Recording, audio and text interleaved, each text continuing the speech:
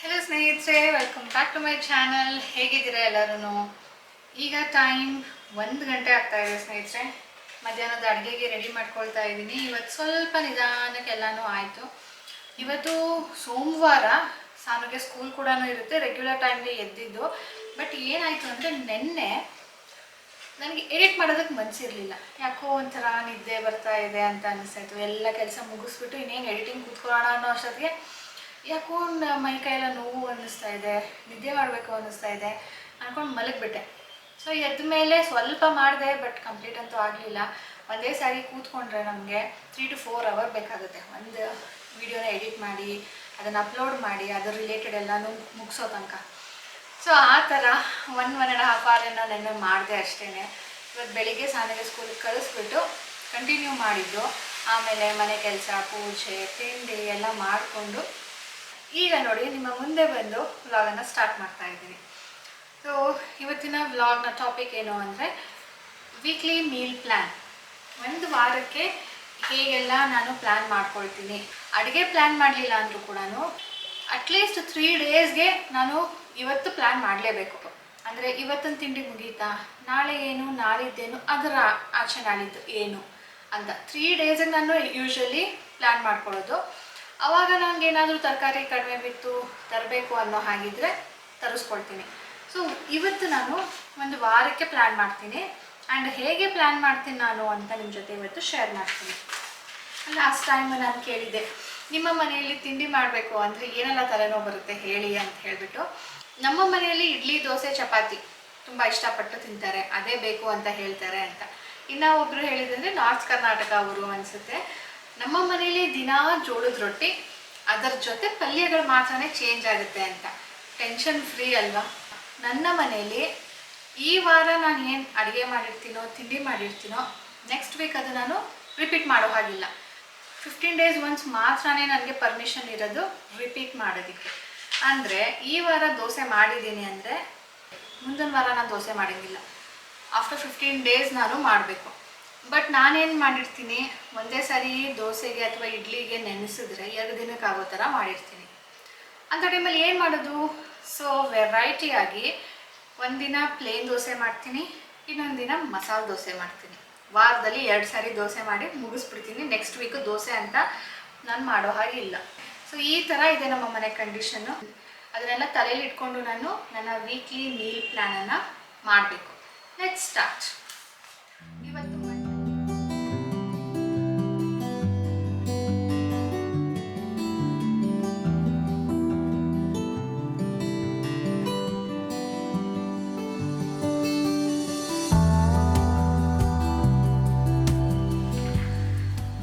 ಸ್ನೇಹಿತರೆ, ನನ್ನ ಲಿಸ್ಟ್ ರೆಡಿಯಾಗಿದೆ. ಬೆಳಿಗ್ಗೆ, ಮಧ್ಯಾಹ್ನ, ರಾತ್ರಿ 3 ಹೊತ್ತದು ಆಗಿದೆ. ಆ್ಯಂಡ್ ಅದರ ನೆಕ್ಸ್ಟ್ ವೀಕ್ಗೂ ಕೂಡ ರೆಡಿ ಮಾಡಿಬಿಟ್ಟಿದ್ದೀನಿ ಆಗಲೇ.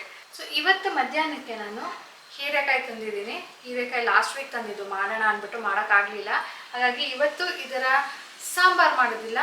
ಉಪ್ಪೆಸರು ಮಾಡಿದರೆ ಮಧ್ಯಾಹ್ನಕ್ಕೆ, ರಾತ್ರಿಗೆ ಖಾಲಿ ಆಗಿಬಿಡುತ್ತೆ. ಭಾನುವಾರದೊತ್ತು ನಾವು ನಾನ್ ವೆಜ್ ತಿಂದಿರ್ತೀವಲ್ವ. ಸೊ ಮಾರನೇ ದಿನ ಆದಷ್ಟು ನಾನು ಸಿಂಪಲ್ ಆಗಿರ್ತೀನಿ, ಏನೂ ಮಸಾಲೆ ಯೂಸ್ ಮಾಡೋದಿಲ್ಲ. ಸೊ ಇವತ್ತಿಗೆ ಇದು ಮಧ್ಯಾಹ್ನಕ್ಕೆ, ರಾತ್ರಿಗೆ ಇದಕ್ಕೇನೆ ಮುದ್ದೆ ಮಾಡ್ತೀನಿ. ಸೊ ಇವತ್ತೊಂದು ಸಾರ್ಟ್ ಔಟು. ಸೊ ನಾಳೆ ಏನು ಮಾಡೋದು?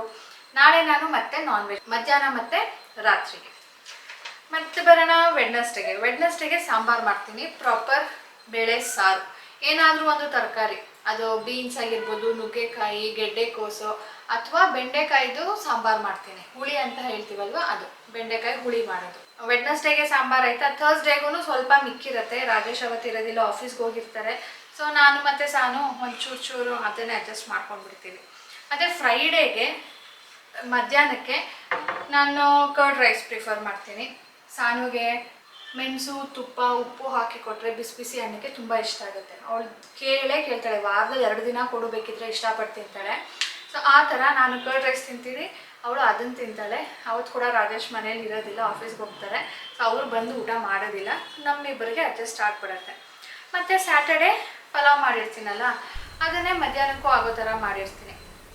ಇದು 1 ವೀಕ್ದಾಯ್ತಾ. ಸೊ ರಾತ್ರಿಗೆ ಏನು ಮಾಡೋದು ನಾನು ಅಡುಗೆಗೆ ಯೂಶ್ವಲಿ ಅಂದರೆ, ಸಾಂಬಾರು ಮಾಡಿದ್ದಿನ ರಾತ್ರಿಗೆ ಮುದ್ದೆ ಮಾಡ್ತೀನಿ. ಅದರ್ವೈಸ್ ಗೊಜ್ಜು, ಪಲ್ಯ. ನಿನ್ನೆ ರೊಟ್ಟಿ ಮಾಡಿದ್ದೆ, ಇವತ್ತು ಮುದ್ದೆ ಮಾಡ್ತೀನಿ, ನಾಳೆ ಚಪಾತಿ ಮಾಡ್ತೀನಿ. ಅದರ ಆಚೆ ನಾಳಿದ್ದು ರೊಟ್ಟಿ ಮಾಡ್ತೀನಿ, ಅದರ ನೆಕ್ಸ್ಟ್ ಚಪಾತಿ ಮಾಡ್ತೀನಿ. ಹೀಗೆ ಆಲ್ಟರ್ನೇಟ್ ಡೇಸಲ್ಲಿ ಚಪಾತಿ ರೊಟ್ಟಿ, ಮುದ್ದೆ ಮಾತ್ರ ವಾರಕ್ಕೆ 1 ದಿನ ಮಾಡ್ತಾನೆ. ರೊಟ್ಟಿ ಮಾಡಿದಾಗ ಪಲ್ಯ ಮಾಡೋದಿಲ್ಲ, ಯೂಶಲಿ ಗೊಜ್ಜು ಮಾಡ್ತೀನಿ. ಅದು ಮಸಾಲೆ ಗೊಜ್ಜು ಅಂತಾನೆ ಏನಿಲ್ಲ, ಬೆಂಡೆಕಾಯಿ ಗೊಜ್ಜು ಮಾಡ್ಬೋದು, ಹೀರೆಕಾಯ್ದು ಗೊಜ್ಜು ಮಾಡ್ಬೋದು. ಲಾಸ್ಟ್ ವೀಕ್ ನಾನು ಗೋರಿಕಾಯಿ ತಂದಿದ್ನಲ್ವಾ, ಸೊ ಆ ಥರ ಏನಾದರೂ ಒಂದು ಗೊಜ್ಜು ಮಾಡಿಬಿಟ್ಟು ಅದ್ರ ಜೊತೆ ರೊಟ್ಟಿ ಮಾಡ್ತೀನಿ. ಶುಕ್ರವಾರದ್ದು ಫಿಕ್ಸ್ ಎಗ್ ಮಾಡ್ತೀನಿ. ಟ್ಯೂಸ್ಡೇಸು ಫಿಕ್ಸ್ ನಾನ್ ವೆಜ್ ಸಾಂಬಾರು ಇರುತ್ತೆ. ಸಿಂಪಲ್, ಮುಗೀತು ನನ್ನ ವೀಕ್ಲಿ ಪ್ಲ್ಯಾನ್. ಸೊ ಇದಕ್ಕೆ ಏನೇನು ಬೇಕೋ ತರಕಾರಿಗಳನ್ನ ಇವತ್ತು ಹೋಗಿ ನಾನು ತೊಗೊಂಡು ಬರ್ತೀನಿ. ಈಗ ನಾನು ಬೆಳಿಗ್ಗೆ ಬ್ರೇಕ್ಫಾಸ್ಟ್ಗೆ ಏನೆಲ್ಲ ಡಿಸೈಡ್ ಮಾಡಿದ್ದೀನಿ ಅಂತ ತಿಳಿಸ್ತೀನಿ. ಆದರೆ ಪ್ರಿಪರೇಷನ್ ನಾನು ಒಂದೇ ಸಾರಿ ಮಾಡಿ ನಾನು ನೆಕ್ಸ್ಟ್ ವೀಕಲ್ಲಿ ಯಾವಾಗಲಾದರೂ ಶೇರ್ ಮಾಡ್ತೀನಿ. ಅಂದರೆ 1 ವೀಕಲ್ಲಿ ನಾನು ಏನೆಲ್ಲ ಬ್ರೇಕ್ಫಾಸ್ಟ್ಗೆ ಪ್ರಿಪೇರ್ ಮಾಡ್ತಾ ಇದ್ದೀನಿ ಅಂತ. ಲಾಂಗ್ ಬ್ಯಾಕ್ ಒಂದು ಸಾರಿ ಹೀಗೆ ಶೇರ್ ಮಾಡಿದ್ದೆ ನಿಮ್ಮ ಜೊತೆ. ಎಲ್ಲ ರೈಸ್ ಐಟಮ್ಸ್ನ ಒಂದೇ ಸಾರಿಗೆ ಮಾಡಿ ತೋರಿಸಿದ್ದೆ. ಆ ಲಿಂಕ್ ನಾನು ಡಿಸ್ಕ್ರಿಪ್ಷನಲ್ಲಿ ಮೆನ್ಷನ್ ಮಾಡಿರ್ತೀನಿ, ನೀವು ಚೆಕ್ ಮಾಡ್ಬೋದು. ಸೊ ಬನ್ನಿ ಈಗ ನಾನು ಈ ವಾರದ ಬ್ರೇಕ್ಫಾಸ್ಟ್ಗೆ ಏನೆಲ್ಲ ಡಿಸೈಡ್ ಮಾಡಿದ್ದೀನಿ ನೋಡೋಣ. ಮಂಡೇ ಲೆಮನ್ ರೈಸ್, ಅಂದರೆ ಇವತ್ತು ನಾನು ಲೆಮನ್ ರೈಸ್ ಮಾಡಿದ್ದೀನಿ. ಸೊ ಟ್ಯೂಸ್ಡೇ ನಾಳೆಗೆ ದೋಸೆ. ಲಾಸ್ಟ್ ವೀಕ್ ನಾನು ದೋಸೆ ಮಾಡಿದ್ದೆ, ಸೊ ಅದರ ಹಿಟ್ಟು ಮಿಕ್ಕಿದೆ, ಸೊ ನಾಳೆಗೆ ದೋಸೆ ತೆಗೆದಿಡಬೇಕು. ಆಮೇಲೆ ಬುಧವಾರಕ್ಕೆ ಇವತ್ತು ರೈಸ್, ನಾಳೆ ನೋ ರೈಸ್, ಅದರ ನಾಳಿದ್ದು ನಾನು ರೈಸ್ ಮಾಡ್ತೀನಿ. ಸೊ ಆ ರೈಸ್ಗೆ ಏನು ಮಾಡಬೇಕು ಅಂದರೆ ವಾಂಗಿಬಾತ್ ಅಥವಾ ಪುಳಿಯೋಗರೆ ಮಾಡಬೇಕಿತ್ತು. ಅದ್ರ ಎರಡರದ್ದು ಪುಡಿ ಖಾಲಿಯಾಗಿದೆ, ಅದಕ್ಕೆ ಅದು ಮಾಡ್ತಾ ಇಲ್ಲ. ಅದ್ರ ಬದಲು ಒಗ್ಗರಣೆ ಅನ್ನ ಮಾಡ್ತಾ ಇದ್ದೀನಿ. ಅದು ಕೂಡ ಸಿಂಪಲ್ ರೈಸು. ನಾವು ಚಿತ್ರಾನ್ನ ಅಂದರೆ ಗೊಜ್ಜನ್ನು ಮಾಡಿ ಅನ್ನ ಮಾಡಿ ಅದಕ್ಕೆ ಕಲಿಸ್ತೀವಿ. ಒಗ್ಗರಣೆ ಅನ್ನ ಅಂದರೆ ಜಸ್ಟ್ ನಾವು ಏನು ಒಗ್ಗರಣೆ ಕೊಡ್ತೀವೋ ಅದಕ್ಕೇ ರೈಸ್ ಹಾಕ್ಬಿಟ್ಟು ಕುಕ್ ಮಾಡೋದು. ಸೊ ಅದು ಕೂಡ ಒಂಥರ ಚೆನ್ನಾಗಿರುತ್ತೆ, ಸೊ ನನಗೂ ಇಷ್ಟ ಆಗುತ್ತೆ. ಅದಕ್ಕೆ ನಾನು ಸ್ವಲ್ಪ ಬಟಾಣಿ ತರಕಾರಿ ಎಲ್ಲ ಹಾಕಿ ಮಾಡ್ತೀನಿ. ಮಸಾಲೆ ಬಿಟ್ಟು ಎಲ್ಲನೂ ಹಾಕಿರ್ತೀನಲ್ಲ, ಅದೊಂಥರ ಚೆನ್ನಾಗಿರುತ್ತೆ. ಅದರ ಆಚೆ ನಾಳಿದ್ದು ಅದು ರೈಸ್ ಮಾಡಿರ್ತೀನಿ ಅಲ್ವಾ, ಅದ್ರ ನೆಕ್ಸ್ಟ್ ಡೇ ನಾನು ರೈಸ್ ಮಾಡೋದಕ್ಕೆ ಹೋಗೋದಿಲ್ಲ.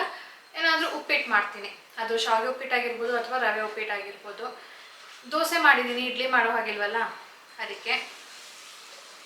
ಮತ್ತು ಫ್ರೈಡೇ ತನಕ ನಾನು ವಾಂಗಿಬಾತ್ಗೆ ರೆಡಿ ಮಾಡ್ಕೊಳ್ಬೇಕು. ವಾಂಗಿಬಾತ್ ಅಥವಾ ಪುಳಿಯೋಗರೆ ಮಾಡಿ ತುಂಬ ದಿನ ಆಯಿತು, ಆದರೆ ಅದನ್ನೇ ಪೌಡರ್ ಮಾಡ್ಕೊಳ್ತೀನಿ. ಆ್ಯಂಡ್ ಸ್ಯಾಟರ್ಡೇಗೆ ಪಲಾವ್, ವೆಜಿಟೇಬಲ್ ಹಾಕಿ ಪಲಾವ್ ಮಾಡ್ತೀನಿ. ಸೊ ಇದು 1 ವೀಕ್ಗೆ ನಾನು ಪ್ಲ್ಯಾನ್ ಮಾಡಿರೋವಂಥ ಮಾರ್ನಿಂಗ್ ಟಿಫನ್ ಬ್ರೇಕ್ಫಾಸ್ಟು. ಕರಿಬೇವು ಎಷ್ಟು ಫ್ರೆಶ್ ಆಗಿದೆ ಅಂದರೆ, ಆ್ಯಂಡ್ ಎಷ್ಟೊಂದು ತಂದಿದ್ದಾರೆ ರಾಜೇಶ್, ಅಂದರೆ ಇಟ್ಟರೆ ಒಣಗೋಗುತ್ತೆ, ಅದ್ರ ಫ್ಲೇವರ್ ಸ್ವಲ್ಪ ಕಡಿಮೆ ಆಗಿಬಿಡುತ್ತೆ. 15 ಡೇಸ್ ಚೆನ್ನಾಗಿರುತ್ತೆ, ಆಮೇಲೆ ಅದು ಅಷ್ಟು ಫ್ಲೇವರ್ಫುಲ್ ಇರೋದಿಲ್ಲ. ಅದಕ್ಕೆ ಇದನ್ನು ನೋಡಿ ನನಗೆ ಇವಾಗ ಏನೇನು ಮಾಡಲಿ ಇದರಲ್ಲಿ ಅಂತ ಅನ್ನಿಸ್ತಾ ಇದೆ. ಮೊದಲನೇದಾಗಿ ಇವತ್ತು ಮಂಡಕ್ಕಿಗೆ ಒಗ್ಗರಣೆ ಕೊಡ್ತೀನಿ. ಅದಕ್ಕೂ ಕೂಡ ಇದು ಜಾಸ್ತಿ ಬೇಕು. ಉಪ್ಪು ಖಾರ ಎಲ್ಲ ಚೆನ್ನಾಗಿ ಹಿಡ್ದಿರುತ್ತಲ್ಲ, ಒಂದೊಂದೇ ತಿನ್ನೋದಕ್ಕೆ ಚೆನ್ನಾಗಿರುತ್ತೆ ಆ ಮಂಡಕ್ಕಿಯಲ್ಲಿ. ಸರಿನಾ? ನೆಕ್ಸ್ಟ್ ಜಾಸ್ತಿ ಬೇಕಾಗಿರೋದು ಅಂದರೆ ಕೊಬ್ಬರಿ ಚಟ್ನಿಗೆ, ಅಂದರೆ ಗಿಟ್ಕಿರುತ್ತಲ್ವ ಒಣ ಕೊಬ್ಬರಿ, ಅದರಲ್ಲಿ ಚಟ್ನಿ ಪುಡಿ ಮಾಡಿದಾಗ ಅದಕ್ಕೆ ನಾನು ಇದನ್ನು ಹಾಕ್ತೀನಿ, ಜಾಸ್ತಿ ಬೇಕಾಗುತ್ತೆ. ಸೊ ಅದನ್ನು ಮಾಡೋಣ ಅಂತ ಅಂದ್ಕೊಳ್ತಾ ಇದ್ದೀನಿ. ಆಮೇಲೆ ಯಾವುದಾದ್ರೂ ಒಂದು ನಾನ್ ವೆಜ್ ಡಿಶ್ಶು ಅಥವಾ ಮಶ್ರೂಮ್ ಪೆಪ್ಪರ್ ಡ್ರೈ ಮಾಡಿದಾಗ ಅದಕ್ಕೂ ಕೂಡ ಹಾಕ್ತೀನಿ. ಆ್ಯಂಡ್ ನಾನು ನಾನ್ ವೆಜ್ದು ಡ್ರೈ ಮಾಡಿದಾಗ ಮೇ ಬಿ ಕಬಾಬ್, ಅದಕ್ಕೂ ಸ್ವಲ್ಪ ಎಣ್ಣೆಯಲ್ಲಿ ಫ್ರೈ ಮಾಡಬೇಕಾದ್ರೆ ಹಾಕಿದಾಗ ಫ್ಲೇವರ್ ಚೆನ್ನಾಗಿ ಬರುತ್ತೆ. ಆಮೇಲೆ ಕಡಿಪತ್ತ ಚಿಕನ್ ಅಂತ ಮಾಡ್ತೀನಿ, ತುಂಬ ಸಿಂಪಲ್ಲು, ಬಟ್ ಇದ್ರ ಫ್ಲೇವರ್ ಅದಕ್ಕೆ ತಗಲುತ್ತೆ, ಚೆನ್ನಾಗಿರುತ್ತೆ. ಆಮೇಲೆ ಚಿಕನ್ ಗೀ ರೋಸ್ಟ್, ಅದಕ್ಕೂ ಅಷ್ಟೇ ಜಾಸ್ತಿ ಬೇಕು. ಆ್ಯಂಡ್ ಪೆಪ್ಪರ್ ಡ್ರೈದು ಏನೇ ಮಾಡಿದಾಗ ವೆಜ್ ಆಗಿರ್ಬೋದು ನಾನ್ ವೆಜ್ ಆಗಿರ್ಬೋದು, ಲೈಕ್ ಮಶ್ರೂಮು ಮತ್ತು ಚಿಕನ್ ಲಿವರ್, ಅದಕ್ಕೂ ಕೂಡ ಚೆನ್ನಾಗಿರುತ್ತೆ. ಸೊ ಅಷ್ಟೆಲ್ಲ ಪ್ಲ್ಯಾನ್ ಮಾಡಿಬಿಟ್ಟಿದ್ದೀನಿ ಇದನ್ನು ಬಿಡಿಸೋ ತನಕ. ಆ್ಯಂಡ್ ಇದು ಈಗ ಒಗ್ಗರಣೆಗೆ ಈರುಳ್ಳಿ ಬಿಡಿಸ್ಕೊಂಡಿದ್ದೀನಿ. ಆ್ಯಂಡ್ ಇದು ಸ್ವಲ್ಪ ಉಪ್ಪೆಸರು ಖಾರ ಮಾಡೋದಕ್ಕೆ ಅರ್ಧ, ಇನ್ನರ್ಧ ಮಂಡಕ್ಕಿ ಒಗ್ಗರಣೆ ಕೊಡೋದಕ್ಕೆ ಅಂತ ಬಿಡಿಸ್ಕೊಂಡಿದ್ದೀನಿ.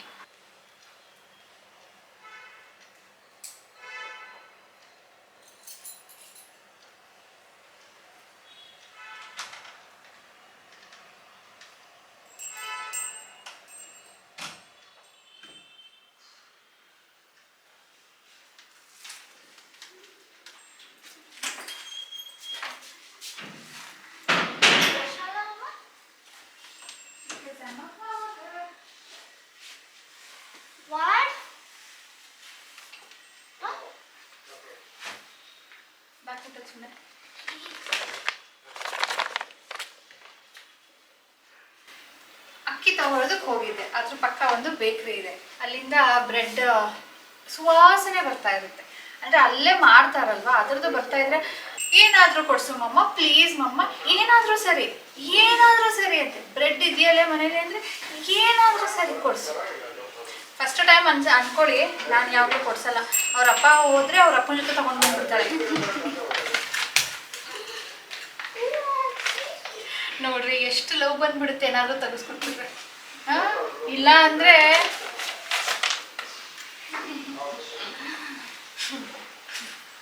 ಇವತ್ತು ಡ್ರಾಮಾಗೆ ಸೆಲೆಕ್ಟ್ ಆಗಿದ್ದಾಳಂತೆ. ಇಲ್ಲೇ ಡ್ರಾಮಾ ಮಾಡ್ತಿದ್ದಾಳೆ, ಅಲ್ಲಿ ಚೆನ್ನಾಗಿ ಮಾಡು ಪರವಾಗಿಲ್ಲ, ಇಲ್ಲಿ ಮಾಡಲಿಲ್ಲ ಅಂದರೂ ಬೇಡ. ಇದು ನಾನೀಗ ಉಪ್ಪೆಸರು ಖಾರ ಮಾಡ್ಕೊಳ್ಳೋದಕ್ಕೆ ಇಟ್ಕೊಂಡಿದ್ದೀನಿ. ಮೆಣಸಿನ್ಕಾಯಿ ಖಾರಕ್ಕೆ ಬೇಕಾಗಿರೋ ಅಷ್ಟು. ಆ್ಯಂಡ್ ನನಗೆ ಮಿಕ್ಸಿಯಲ್ಲಿ ಸ್ವಲ್ಪ ಹಾಕಿದ್ರೆ ಅದು ನುಣ್ಣಗಾಗೋದೇ ಇಲ್ಲ, ಅದಕ್ಕೆ ಸ್ವಲ್ಪ ಜಾಸ್ತಿ ತೊಗೊಂಡಿದ್ದೀನಿ. ಇದು 2 ದಿನ ನಾನು ಚಟ್ನಿನ ಯೂಸ್ ಮಾಡ್ಬೋದು. ಅದಕ್ಕೆ ತಕ್ಕಂತೆ ಸ್ವಲ್ಪ ಬೆಳ್ಳುಳ್ಳಿ, ಮೆಣಸು, ಉಪ್ಪು ಇಷ್ಟಾದಮೇಲೆ ಕೊನೆಯಲ್ಲಿ ಇಳಿಸೋ ಟೈಮಲ್ಲಿ ಸ್ವಲ್ಪ ಕೊತ್ತಂಬರಿ.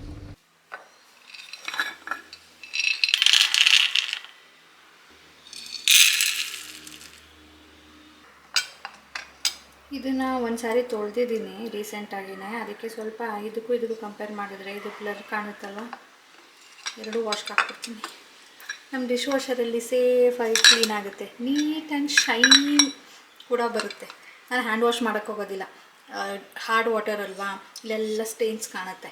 ಅದಕ್ಕೆ ಡಿಶ್ ವಾಷರ್ಗೆ ಹಾಕ್ಬಿಟ್ರೆ ಏನು ಸ್ಟೇನ್ಸ್ ಇಲ್ಲದೆ ತುಂಬ ನೀಟಾಗಿ ಶೈನ್ ಬರುತ್ತೆ.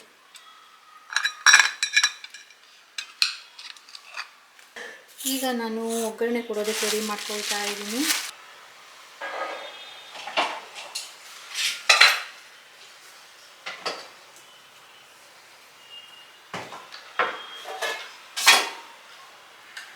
ನಾಳೆಗೆ ದೋಸೆ ಹಿಟ್ಟನ್ನು ತೆಗೆದಿಟ್ಟಿದ್ದೀನಿ.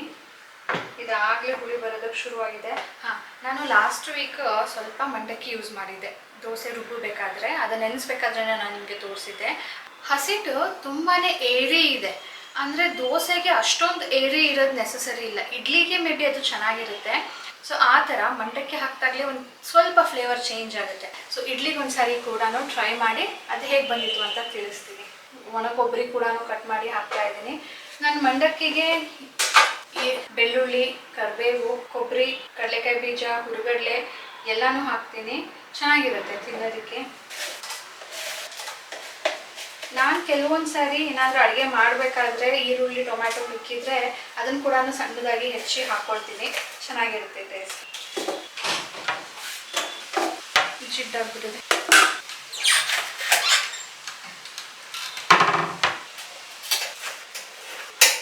ಗಿಡ್ಡಕ್ಕನ್ನು ಸ್ವಲ್ಪ ಸಣ್ಣ ತೆಳ್ಳಗೆ ಕಟ್ ಮಾಡ್ಕೊಳ್ತೀನಿ, ಚೆನ್ನಾಗಿರುತ್ತೆ ತಿನ್ಬೇಕಾದ್ರೆ.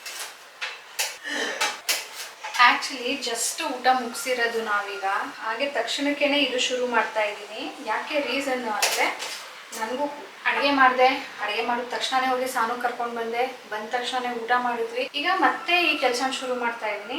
ಯಾಕೆ ಅಂದರೆ, ಊಟ ಮಾಡಿದ ತಕ್ಷಣವೇ ಕೂತ್ಕೊಳ್ಬಾರ್ದಂತೆ. ಒಂದು 10 minutes normal walk, like brisk walk ಅಲ್ಲ, ನಾರ್ಮಲ್ ವಾಕ್ ಮಾಡಬೇಕು, ಕೂತ್ಕೊಳ್ಬಾರ್ದಂತೆ. ಆ ಥರ ವಾಕ್ ಮಾಡಿದಾಗ ಫುಲ್ ಬಾಡಿ ವರ್ಕಿಂಗಲ್ಲಿ ಇರುತ್ತಲ್ಲ, ಒಂದೇ ಕಡೆ ಅದು ಗ್ಲೂಕೋಸು ಸ್ಪೈಕ್ ಆಗೋ ಥರ ಆಗುತ್ತೆ. ಅದಕ್ಕೆ ರಾಜೇಶ್ ಯಾವಾಗ್ಲೂ 10 ಮಿನಿಟ್ಸ್ ವಾಕ್ ಮಾಡುವ ಅಂತ ಹೇಳ್ತಾರೆ.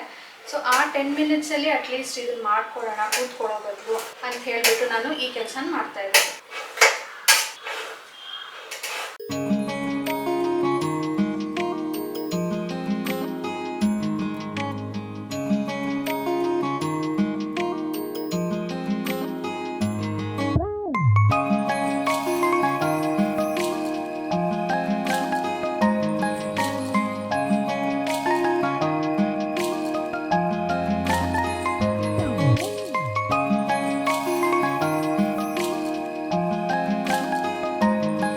ಮಂಡಕ್ಕಿ ಒಗ್ಗರಣೆ ಕೊಡಬೇಕಾದ್ರೆ ನಾನು ಸ್ವಲ್ಪ ಸ್ಪೆಷಲ್ ತಡ್ಕ ಕೊಡೋದೇನು ಅಂದರೆ ಸಾಂಬಾರು ಪುಡಿನ ಹಾಕ್ತೀನಿ, ಸ್ವಲ್ಪ ಟೇಸ್ಟ್ ಎನ್ಹ್ಯಾನ್ಸ್ ಆಗುತ್ತೆ.